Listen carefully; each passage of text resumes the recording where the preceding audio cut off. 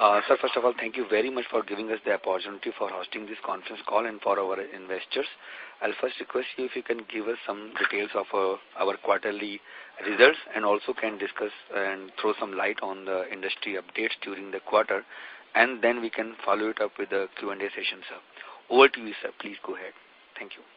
Good morning, ladies and gentlemen, and thank you very much, Rohan, for organizing this conference call. Let me first give you all the overview of the business environment during the quarter, followed by the company's performance. Going a little back into the last 6 months, when the monsoon first hit India, there was a sluggish start, but then it improved. And I think one of the good factors was the withdrawal of the monsoons was delayed, and though it did impact to a certain extent some of the standing crop, but it boded well for Rabi, which is where this particular quarter is. To start with, during the quarter, the country received about 13% lower rainfall than the normal during the quarter. However, it is better than the last year. Jharkhand, Orissa, West Bengal, Maharashtra and Telangana received excess rainfall than normal, whereas the rest of the country remained deficit. The overall sowing has marginally reduced by 1% due to the fall in wheat acreage. When it comes to the water level at 91 major reservoirs has been about 87.6 BCM, which is lower by 5% as compared to last year. The current forecast for the next monsoons is normal. On the policy side, DBT has been rolled out across India in a phased manner, and GST rates on phosphoric acid and sulfur got reduced to 12% and 5% respectively. As regards DBT, where we are concerned, and across our 3 companies, the teething problems have been overcome, and we also have foot soldiers on the ground who are following up with our dealers, our retailers, making sure that the processes are being followed. And we feel that to a large extent we have resolved many of the issues which were expected when something new like DBT is implemented in the country. It is here to stay, and we personally feel that over a period of time it will be good for the industry. As regards with the reduction in GST rates on phosphoric acid and sulfur, we do feel that to a certain extent our current asset holding for the inverted structure will be reduced, and that again is good for the company and also the industry. In the current union budget, the subsidy has been kept at 70,000 crores level with a higher allocation for NPK, which is favorable for the advanced group. On the industry front, overall the quarter registered good growth in primary sales by 10% from about 146 lakh tons to 160 lakh tons. The cumulative for the 9 months, the industry registered a growth of 7% in phosphate, whereas in urea the growth is about 4%. The combined growth is about around 5%. Raw material prices, especially ammonia and sulfur, were quite volatile during the quarter, and phosphoric acid prices went up by about $110 for this quarter. The industry has increased the prices of its products to pass on the increased cost, in the range of 2,000 to 2,500. For the quarter, the group as a whole has registered 8% growth in production to 8.58 lakh tons. Cumulative growth in production is by 6% to 23.880 lakh tons. Zuari Agro in particular registered a growth of 9% for the quarter and 14% cumulative to 9.22 lakh tons. Sales also have registered a good growth during the quarter and cumulatively as well. The group sales grew by 20% to 11.51 lakh tons for the quarter, whereas it grew by 13% for the 9-month period to 31.62 lakh tons. Zuari sales grew by 49% in quarter 3 to 5.4 lakh tons, whereas for the 9-month period, it grew by 25% to 13.62 lakh tons. Overall market share for the group has gone up by about 0.5%, whereas in phosphate it has gone up by 1% and in MOP by 4%. As on 31st December 2017, the total operational retail stores stood at 138 with a revenue of around rupees 70 crore. These agreements have been signed for an additional 95 crores. We are expected to exit the year with around 225 to 230 crores.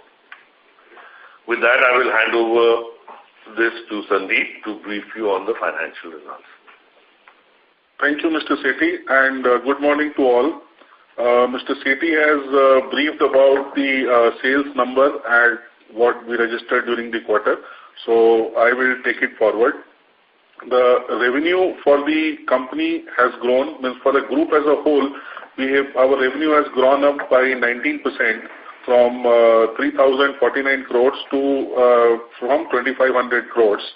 Similarly, at the YTD level, the sales also grew by 17% for the group and 25% for Zuari Agro Chemicals in particular. If we talk about the EBITDA for the group, for the quarter, all three companies together, we registered an EBITDA of 188 crores as compared to 370 crores as compared to 305 crores in the corresponding previous quarter, registering an increase of 21%. And year-to-date level also, the total EBITDA for the group is 835 crores as compared to 627 crores, an increase of 33% for all three companies together. We had achieved a major reduction in finance cost. So finance cost for the quarter for all three companies together stood at 136 crore as compared to 170 crores in the previous quarter. YTD number at the YTD level also from 552 crores, we reduced our finance cost to 417 crore. There's a decline of 25%. At PAT level, this quarter is a very good quarter for us, and we registered 151 crore at a group level, the PAT, as compared to 72 crores of the previous quarter. In Zuari itself, the PAT stood at 48 crores, which if we compare with the previous quarter, it was 4 crore. So there is a huge jump in PAT for the quarter 3. And for YTD level, for year to date, we registered a total PAT of all three companies together at 250 crores as compared to loss of 24 crores in 9 months period last year.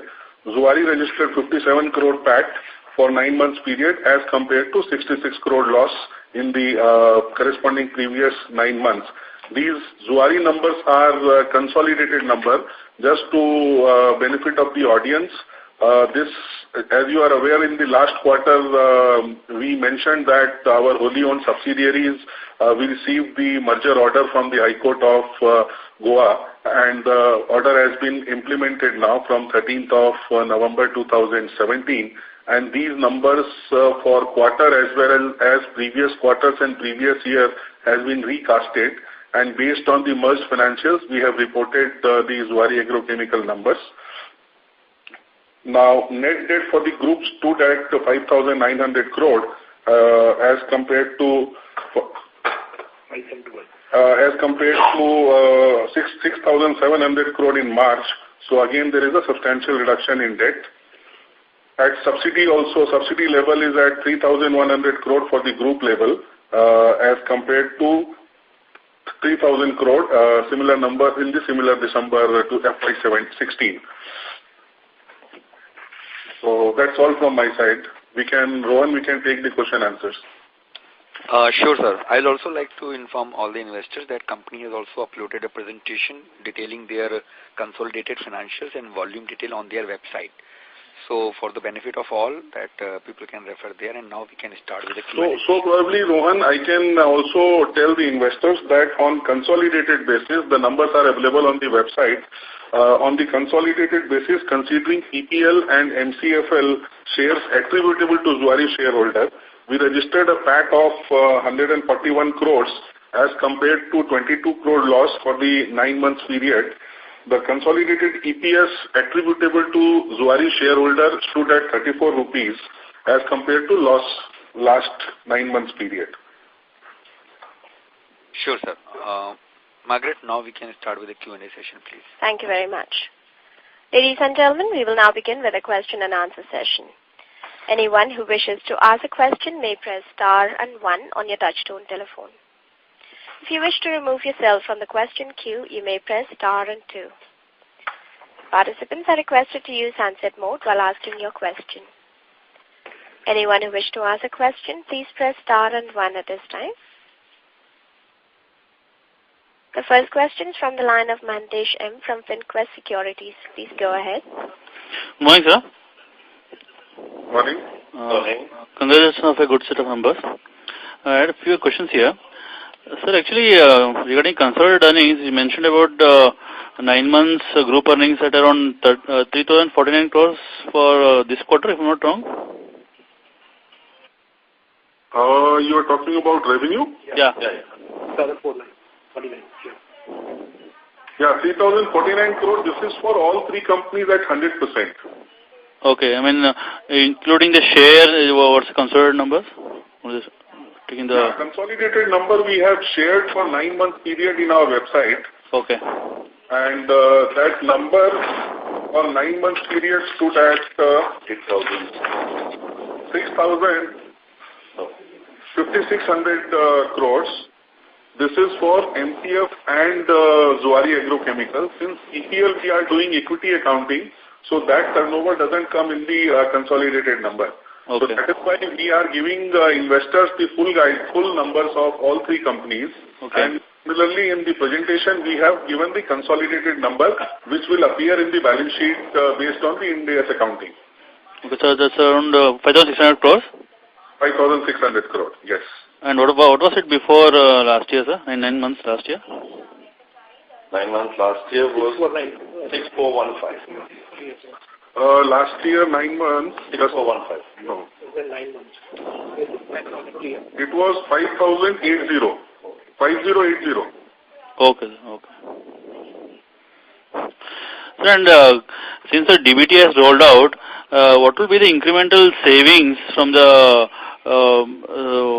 subsidy being directly transferred to the farmers from you, like interest cost savings, just because of subsidy saving scheme? So as of now, the farmer DBT has not been rolled out to the farmer. In fact, the DBT is still in stage 1, where subsidy will be given to the companies only. So okay. Farmer subsidy giving will be a stage 2, which is yet to be rolled out. Okay. But do you have any background calculations that what might be the saving for you, sir, after it's been directly paid to the farmers? It's very difficult to, as of now say anything on this, because when this second step will be rolled out, that is all dependent on the stage 1 full implementation and success. Okay. So as of now, it's very difficult for us to say anything on the savings or maybe adverse impact. Okay. Sir, and what would be the timeline for the rolling out to the farmers directly? It totally depends on the government. That is, what is really happening out here is that the government is tracking both the subsidy, which is tracking the soil card with the subsidy that is being paid to each of the farmers, which really looks at what should be the consumption and what is the actual consumption. Once have this information together is when they will possibly go to the next stage. So it could be anything between 2 to 3 years. Okay. So it will take some time. That will take time. Okay. Sir, and any plans for merging Paradeep Phosphate with yourself?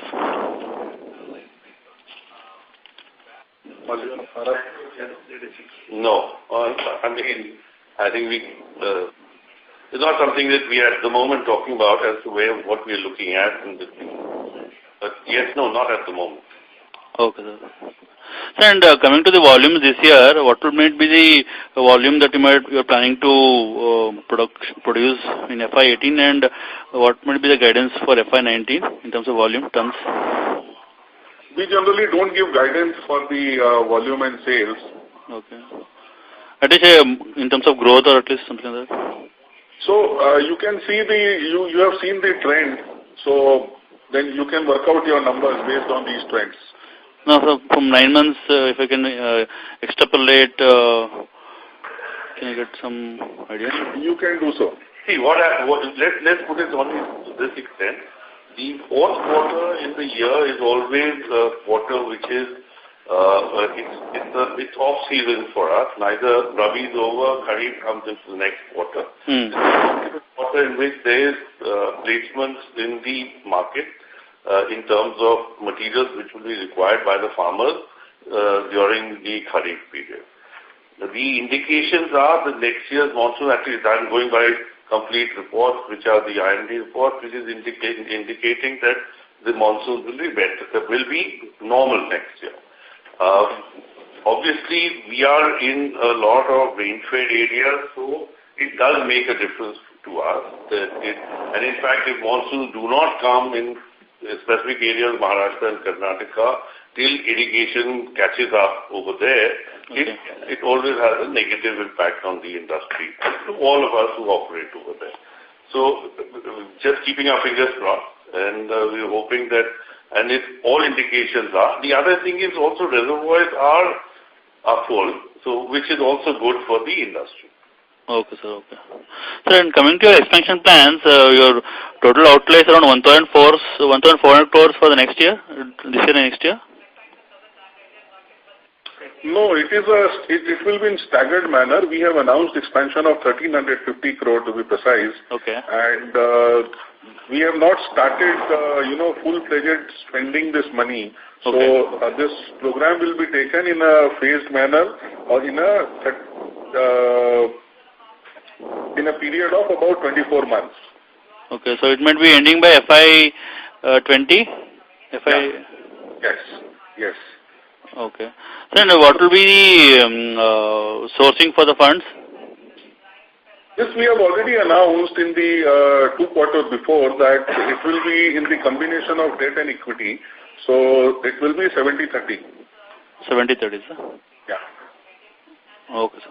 Thank you, sir. We'll come back to you in case anything. Thank you. The next question is from the line of Payal Malvania from Wow Investments. Please go ahead.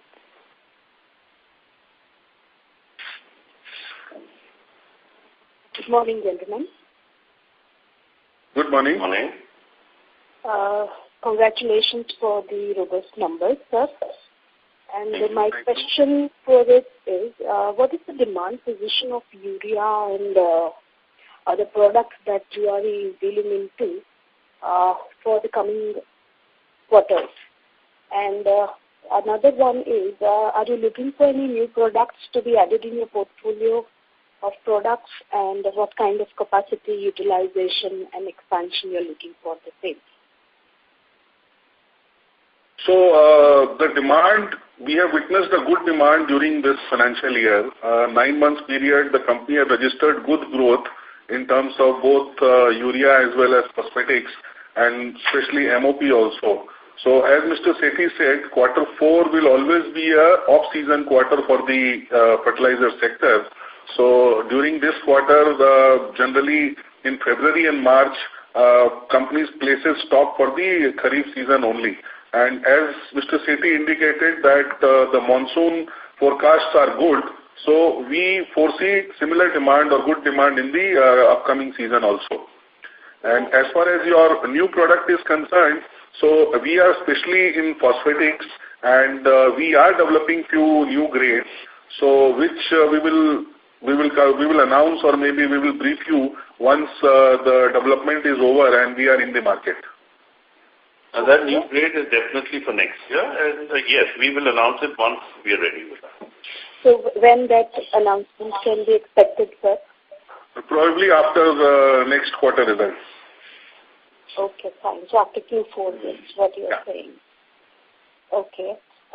So now what about the top line, bottom line growth, which has been good this time? Is it sustainable? And what kind of forward outlook do you give? So as I said, we don't give guidance, but as I also said, looking at it all depends on the good monsoon.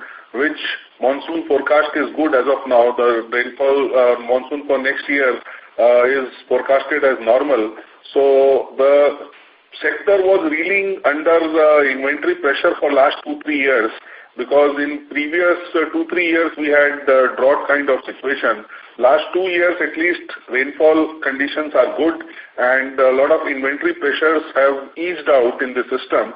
So we foresee good demand in future also, and these kind of growth is sustainable. Okay. So are you looking for capacity expansions, or on what capacities you are currently operating? Capacity is a slightly, when we are looking at urea, obviously it's at 100%. And when it comes to phosphate, capacity is a combination of when you look at what kind of NPKs you have and what is where DAP is concerned. But it wouldn't be out of context to say that we are producing as much as we can produce, given the product mix. Okay, so then how much you are operating? It happened that, so some raw materials may not be immediately available, or there will be a little stockhouse for a very short period. But this year has been good. Our production has kept pace with our market. So that's one of the reasons why you're seeing good figures. Okay. Sir, one more question.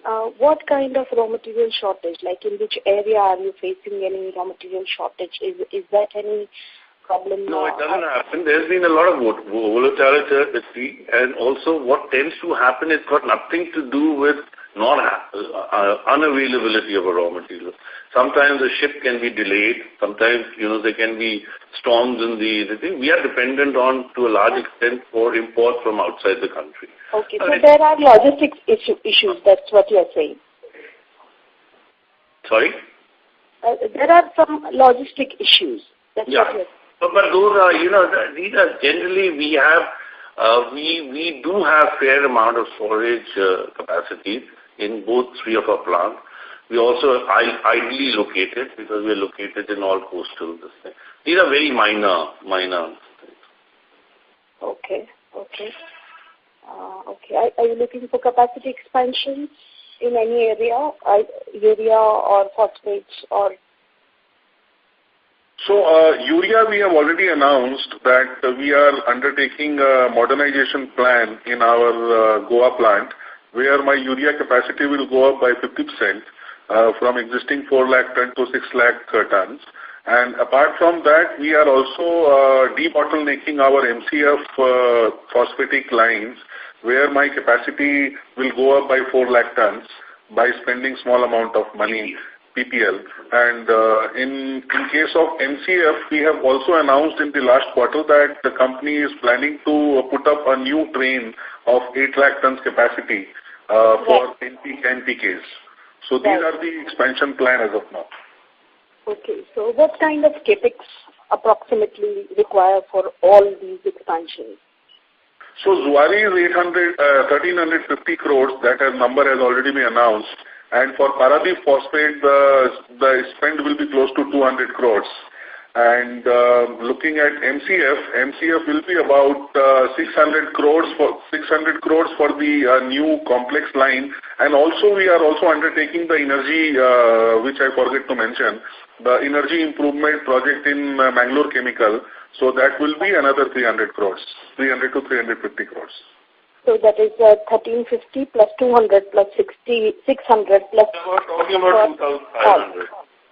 Right, yeah. Right. And so that you said it will be a mix of debt and equity. Yeah, it will be a mix of debt, equity, and internal accruals.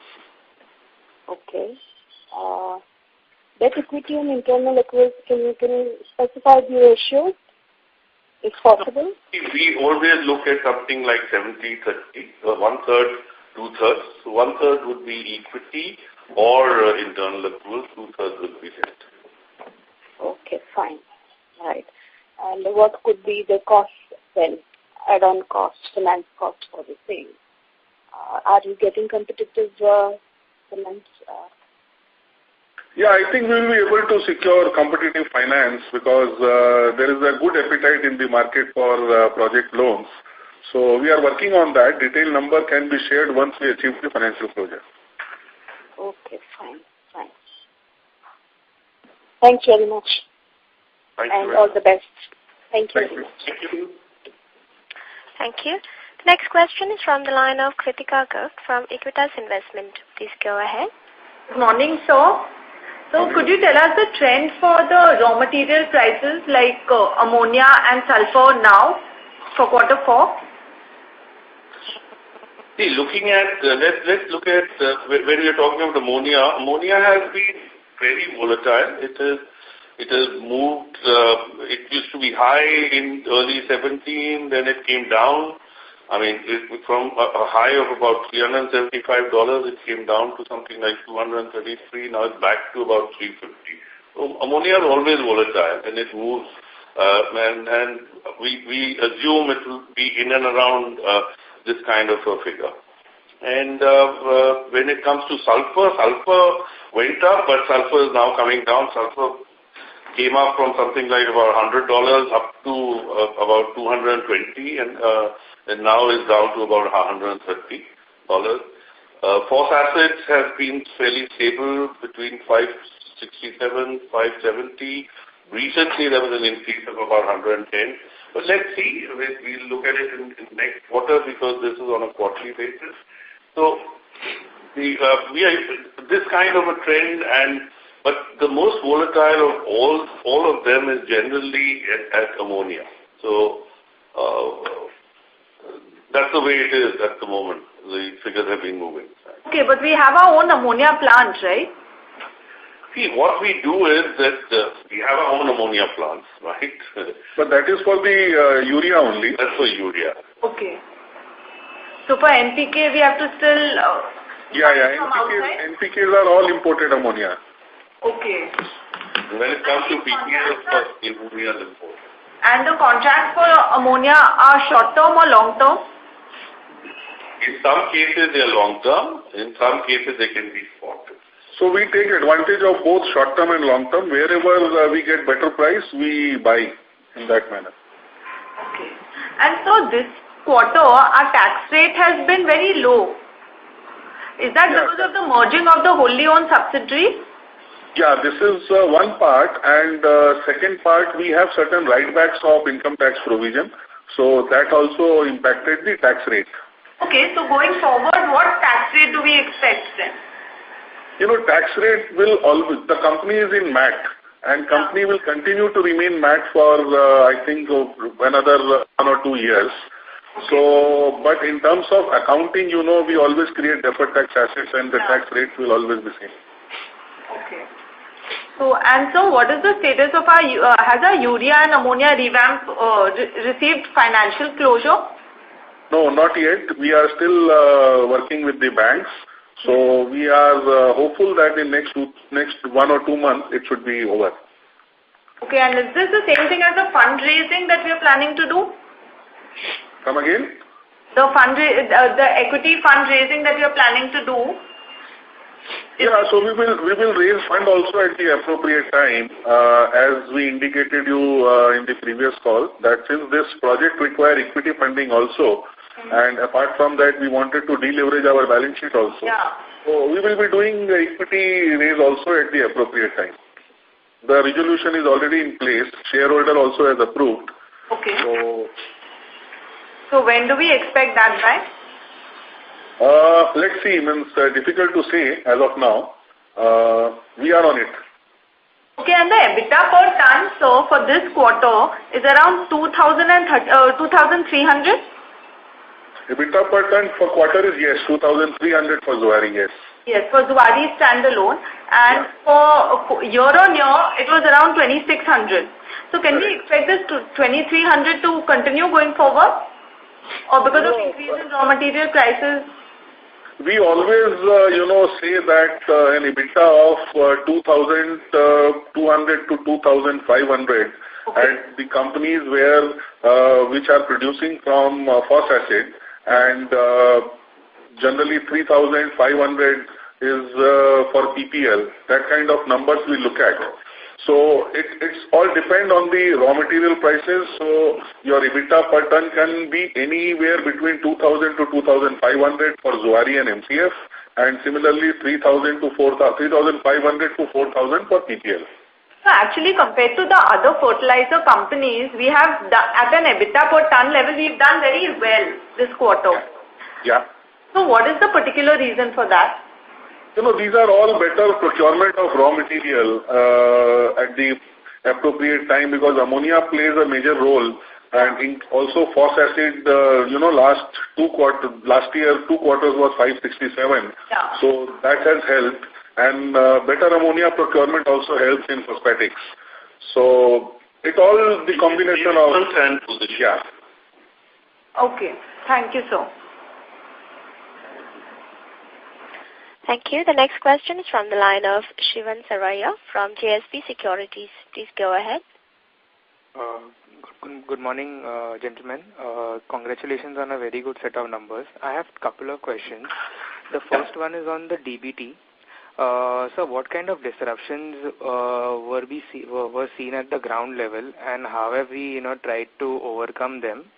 Because there were certain talk saying that initially our receivables could go up, could bloat because of the way in which the payments would come into the company. So that is one. And the second one is on the tight cost management that we've seen in the last few quarters. Is there further space for improvement? Okay, regarding DBT, let me try and put it across to you. The DBT across most of our markets actually started off a little earlier than November. Yes, one has to. The most important thing is DBT is before you move into DBT, your stocks has to be tallied. A lot of work had to go into that. The government has also been very, very cooperative, keeping the IFMS open for us, so that much of these adjustments could be done. So the disruption that you were talking about was more to do with the process. Given that it's a new process, they are POS machines. Some of the places POS machines didn't work. One has to make sure that POS machines were working. It was a back and forth between the government and the manufacturers. To a large extent, most of the issues have been resolved. But this requires a lot of continuous monitoring. At least we feel for a period of 6 months to 1 year, we will need a fair amount of monitoring at the field level. So to that extent, as I earlier indicated, we are looking at having foot soldiers who report to the marketing officer, who keep a complete track of everything and the processes and procedures are being followed. So we have to accept it. DBT is here to stay, and the industry has to now adapt itself to the changes that DBT is going to bring about. So that's one part of it. The second part of DBT, which is your second question, is relating to where will we be, where working capital. I'm not going to talk about it right now because we are in the process of resolving all the issues and to make all our claims. I think the DBT, the way it is at the moment structured, once we sell to the retailer, and once he sells it to the farmer, within 7 days of that sale, we are meant to get our subsidy. That's how the system has been worked out. So it really presupposes that during a period of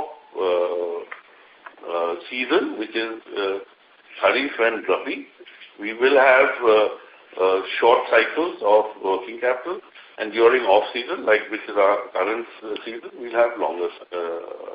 So as it stands today, since it's not been fully tested out, this is how we feel it will happen.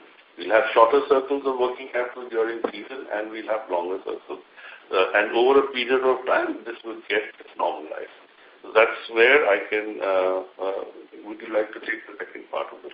Yeah, on the cost management side, what you were asking, so as I already indicated to the previous analyst, that this quarter, if you look at the EBITDA per ton, so this is combination of better cost management, and second part I forgot to mention to the lady, that fixed cost also plays a very important role, because one, you are procuring, and at the same time, if your volume is much higher, as compared to the previous quarter. So your allocation of fixed cost is lower, which increases your EBITDA per ton. So the focus is there continuously on managing the cost. And for the benefit of the audience, I would like to highlight that we have engaged A.T. Kearney about 7 months back, which we are working with them for the complete transformation of the business for all three companies, particularly focus on all the supply chain and other areas, production improvement, downtime, you name anything which is there in their scope. So we feel that there is a significant benefit will accrue to the three companies on this program as we go ahead. As we go ahead in next year or two. It's a multi-year program. Okay. Sir, so can you tell me whether what part of our sales comes through the DBT? Is it 100% through the DBT channel now? Now, yes. Almost, I think, 90-95% is on DBT. Okay. Okay. And any number you could give me in terms of the debtor days that were there and now what we are looking at?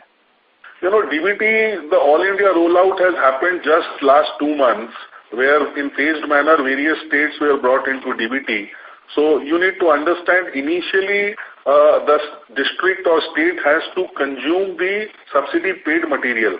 Then only DBT material will come into the picture. Since from production to the retailers, generally there is a gap of 2 to 3 months minimum. So once this entire subsidy paid material is consumed, then DBT will come into the play. Okay, okay. We can talk about this a year later, I think, as to what our experience has been. Okay, sir. Thank you. Thank you. Anyone who would like to ask a question, please press star and 1. The next question is from the line of Krishna Asher from HDFC Bank. Please go ahead. Morning, gentlemen. Congrats on the great set of numbers. Sir, a couple of questions. Can you just give a guidance as to where are we currently on the expansion plans in PPL and MCFL? What is the status of those capex plans? Okay, where PPL is concerned, the key thing at the moment in PPL is the revamp. We are planning a revamp for about 100 crore. The capacity of our NPK has given us another 400,000 tons. This would actually be, at the moment, the study by Jacobs is going on, and we are not going to do it at one time. We'll do 2 together. We should do it next year, and then 1 the year after, and then 1 more in the third year. So by 2020, we assume we would have finished all this. This is where PPL is concerned. Where MCFL is concerned, MCFL has both for energy saving, which is a reduction in energy, which is about 300 crores investment, where the studies are over, the initial, the detail engineering is going on at the moment. That also should take another 18 months to 24 months to complete. We will be looking at financial closure fairly quickly. The larger item is going to be about 800,000 tons of capacity enhancement in MCFL, and we are at the groundwork level at the moment, and that's going to cost them something like about 600 crore. That work is going on. We hope that we should start the process of in 2018-19 and then complete it by 2022. I think that's the way we are looking at it. Okay, okay. And may I ask, sir, what are we planning at, what is the company aiming at to achieve energy saving in the ammonia urea plant, sir, in MCFL? A similar kind of numbers, like currently they are at 6.45 to 6.5. So we are looking at 5.4 to 5.5. Okay, okay, okay.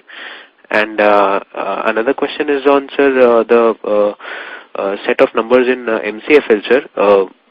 There has been a good amount of improvement in the EBITDA levels, and the cost of materials consumed as an overall has gone down by about 5-6%. Yeah. What could be the primary reason for this decline, sir? has been cheap procurement of raw material been the primary issue, primary cause here? MCFL, always had a problem of raw material before the acquisition by Advents. Phosphatic, they were always short of phosphoric acid. Urea, they always used to achieve the full production. But productions, there were always interruptions because of the non-availability of raw material, etc. So, post-acquisition, we have ensured that MCFL never faces the raw material problem. At the same time, they get the same rates what Zuari get, the most competitive rate in the industry. So, helped in MCF also to achieve lower cost of production. And then they are also into your specially plant nutrient and crop care. So that also, the better procurement has helped them to achieve the lower cost of production. Okay. And just one more, sir. What could have been a primary, cause of increase in other expenses as a percentage of revenue, sir? Other expenses, you are talking about MCF? Yeah, MCFL, sir. Other expenses, I need to check offhand, or maybe because what am I observing here is some amount of savings in the cost of materials consumed is being negated by about 3.5% increase in other expenses. The exact detail we need to look at, so probably offline we will provide you. Okay, sir. Okay. Thanks. Thank you, sir. Thank you. The next question is from the line of Ajay Khandelwal from BOI AXA Mutual Fund. Please go ahead. Yeah, hi. Thanks for the opportunity. So my first question is regarding this expenditure that we are doing 1350 crores. So this energy efficiency that we'll bring, will this help in our NPK unit also, or this is only for urea? This is only for urea. Right. So, sir, my next question is, see, our efficiency is improving from 6.45 to 5.45, whatever. But is this like, is this regulatory cost that every few years we have to meet? So, there are two parts to it. One is the Zuari energy as of now is about 6.6 and MCF is 6.45. Now, Zuari, the expansion program, what we are talking about, the revamp, where energy will go down to 5.4, which is guaranteed by the technology provider. Now, apart from this reduction in energy, there is an expansion in capacity also. The urea capacity will go up from 4 lakh to 6 lakh ton. Correct. So this is part one. Now coming to the regulatory side, the government of India has mandated all the urea plants where energy is more than 6.5. That subsidy will be paid at 6.5 from 1st April 2018, which is under consideration by the government to extend by another 2 years. So this mandated all the urea companies where energy is similar to maybe little higher than 6.5 or similar to that to reduce their energy consumption further so that the delta will help them to get the more profits. So let me understand this better. This expansion of 200,000 ton that we are doing, what is the capex for that? And what is this? No, it's a combined capex because this is an integrated. Not it's an integrated revamp. Okay, so sir, when is next government of India is expected to again bring this energy norms down? The industry is looking at that this 6.5, what government has mandated, the industry body has requested government to extend it by another 2 years. And at the same time, retain this 6.5 for another 5 years, means 2 plus 5, so that by that time your entire capex, whatever industry is doing, that is recovered by achieving the additional margin through energy saving, which is under active consideration of the government. So when will we get this clarity? Because if suppose they bring it down, then our business is good, I understand, but this regulatory cost is too high because this is not giving us any improvement in business, neither it is improving our competitiveness. It is just meeting the regulatory requirement. If we have to go through such a large capex, then, Sorry? Can I explain this to you? This is both strategic and financial. We must understand when you're talking about 1350, it's not just for regulatory. It is regulatory to a certain extent because the 6.5 is going to become effective from October 18, from April 18, and it will for us as so long as it moves down to 20 and then stays for another 5 years, which the government is actively considering. This is going to enhance both the enhancement and the energy saving is going to give us enough return for the investment that we are making. But why it's strategic is in addition, this is Zuari Agro Chemicals, the plant which came in 1970. It was going to give it another 30 years of life. It's going to make it like any new, urea plant which is coming out today. So I mean, you're talking of not just you're talking of creating an absolutely new plant over there at a figure of 1350. So, sir, I agree to what you are saying, but just look at the situation of a plant where you do a capex, there's an improvement. So we expect improvement on capital also. Now, if I don't know whether I'm right with this number, but our gross block is some 1900 crore right now, correct? A gross block. Yeah? Around that number, and we are spending like 1400 crore on it. Now, since this is an integrated facility you are saying, so there is no way I can actually understand what is the return that I'll be making on this capex that I'm doing, because this definitely makes us better than the others because we'll be more energy efficient. I understand that. So industry-wide, maybe we are better off. But as a company on the incremental capital that I'm deploying, what is, if you can give us some numbers that this is, suppose if it stays there for 5 years, we will be recovering through energy efficiency in say 3-4 years. I can tell you our internal IRR for this is about 14.5 to 15%. So 15% internal IRR we are talking about. Okay, great. Fine, sir. Sir, my second question is, we were also expanding our Jai Kisan junction stores. So how's it going there? I think we have a good ambitious target of reaching it to 1,000 stores. Currently, as I had indicated, we are about 138 crores and we have another 95 stores in the pipeline. We are looking at going up to about 250 by the end of this year, 225 to 250 by the end of this year. We're looking at substantial growth next year. The initial growth would be about 100%. And so that in the next 3 to 4 years, we reach 1,000 crores. So work is going on. It's a cluster-based method that we are looking at. And we're very strong in Maharashtra, we're very strong in Karnataka, and as we will expand, we'll expand our footprint across. So, sir, here everything will be funded through our balance sheet? So there is no major cost as such for setting up a store. Generally, we spend close to 6 to 7 lakh rupees per store only. So this is the funding. Okay. Yeah. Can we compare to our sub-dealer? We have 75,000 sub-dealers. Is this similar to their level, or is this like a dealer kind of where we have 8 to 10,000? No. It is our company-owned store. We take a long-term lease of 10 to 15 years with the option on the company only to terminate the lease, not at the lesser, and with also option to buy out the stores going forward if company wants.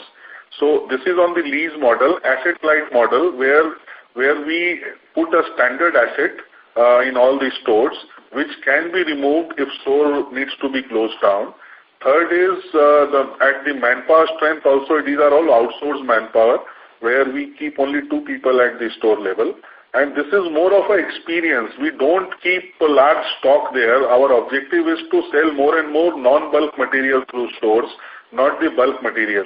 So we are rather complementing our dealer, not supplementing them. So wherever we have put up these stores, my dealer is more happy because that gives him the more visibility of our Jai Kisan product. Okay. Right. Okay, sir. Thanks a lot. Thank you. The next question is from the line of Aditya Gudgutia from Edelweiss. Please go ahead. Congratulations, sir, on a very good set of numbers. Just a couple of questions, sir. One on the working capital cycle. Just wanted to understand, we've seen some tightening on the working capital cycle, both on the receivable side as well as on the subsidy side. Could you give us a sense on how does it go from here?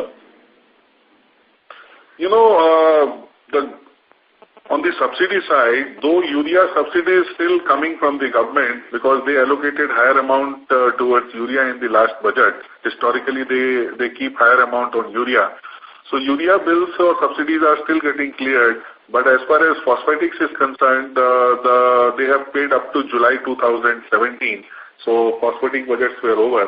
And this year will be, I think, a better year because they have allocated close to about 20-24% higher budget allocation for phosphates, both indigenous and imported, so that the earlier backlog will be cleared. And we are also hearing that government may come out with a special banking arrangement of about 10 to 15,000 crores. So let's see when they announce. So that will also give a significant inflow to the working capital. And on the receivable side, sir? The receivable side also, we are continuously focusing with all the dealers and retailers to reduce our outstanding and the number of days. Because in some pockets in south where rainfall were quite bad in the current year also, so there some outstanding collection has been delayed. So now since they are after this Rabi, they are starting getting collections from the farmer. So probably the receivable side also will improve. So we can expect the trend of working capital borrowing to continue down south? Yes.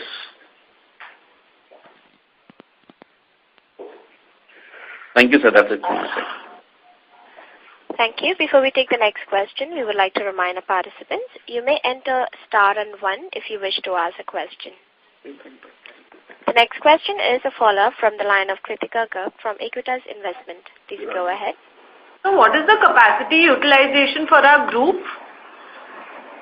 As Mr. Sethi indicated, capacity utilization totally depends on the kind of product you make. Because different products have different per ton output. So, but looking at the current product mix, we are almost 90% plus in terms of capacity utilization. So you can say almost we are utilizing our capacity. Okay. Okay, sir. Thank you. Thank you. Anyone who wish to ask a question, you may press star and 1.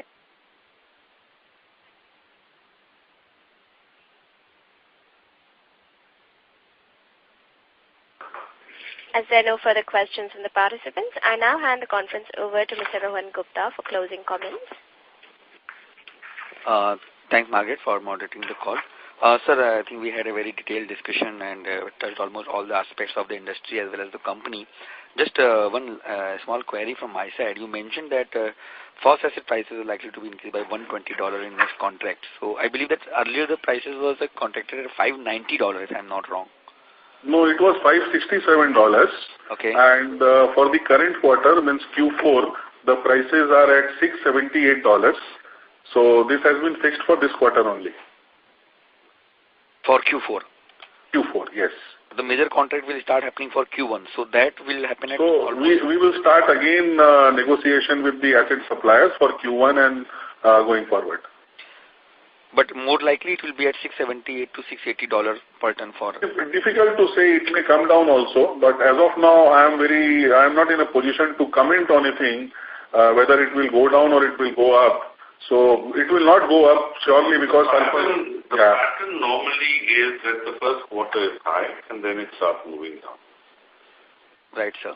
And the price increase which industry has taken up to the extent of 2,000 to 2,500 rupees per ton has already been taken and material is already being sold at those prices, or that new material have yet to go in the market? I'll explain this to you. The new material is in the process of getting to the market. The fundamental issue that has happened where our group is concerned, we have very little stock on the ground.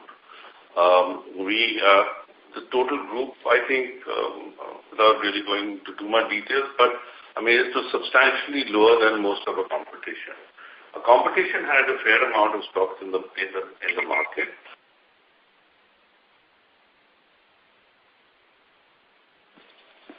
Fact, because older material was moving during this period. But I think in a couple of days' time, it will become effective for all of us.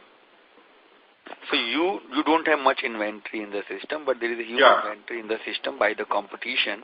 Correct. And that's why the industry may not be able to take price increase on the new material as of now until the old material is consumed. Yes. Okay. But the new bags have started moving in the market with the new prices. So hopefully in couple of days or maybe 10-15 days, the new prices should be effective. Let us see. Okay, and I'm also worried about that when the government is likely to announce the new subsidy rate probably March and April.